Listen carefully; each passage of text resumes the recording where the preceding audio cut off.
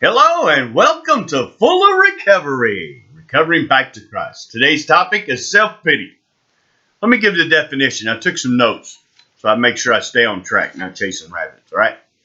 The feeling of pity for yourself because you believe that you have suffered more than is fair or reasonable. Pity, something that causes sadness or disappointment. I think right now that we're all in that self-pity. At first, when I was going to do this topic, I thought there is no way that I could really talk about self-pity. Here's the reason why. I've been accused of the antonyms of self-pity. And some of these are cold-heartedness, hard-heartedness, and inhumanity. I realize now why I was called these words. I lived for 2.5 years on the streets, eating from dumpsters, using people, sleeping in cemeteries and under bridges. I felt like that no one really ever had pity for me. I learned pride was the reason that no one would help me. Once I dropped that pride and opened up to someone about the truth of my situation, then they had pity on me and led me to help. Now, 26.5 years later, I am the opposite of heartless. I have passion. I have a heart for others. We didn't ask for this COVID-19 to come to us. We didn't ask it to create all the chaos that it's created in our lives. So right now, we all may be feeling a little bit of self-pity. Also, right now with this isolation, we start to question ourselves. Like, what did I do wrong?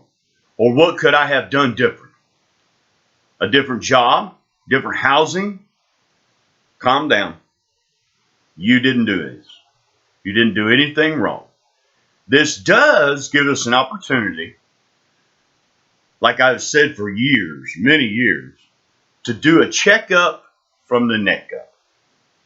Meaning, what can I change about our lifestyle or our living or our livelihood today?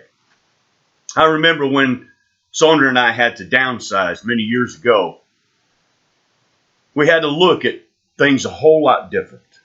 We had to find out the difference between a want and a need. It wasn't easy to do. It wasn't something that I could and I started feeling the self-pity. Like, I can't believe that this is going on. What did I do wrong? Started questioning whether or not I could still be the husband that I needed to be, or the man that I needed to be for my family. I really started to question everything. But in reality, what happened was when we had to downsize and I was limited resources of what we had available, when I had no job and couldn't find a job, then and only then could God start to work in my life and start giving me the direction that I needed. But I had to stop. I had to kneel. I had to break down. I had to say, you know what? I'm tired of running my life. I ain't done this right. So help me. Tell me, God, what to do next. It's only then can we turn around and actually do a checkup from the neck up. What is our motives?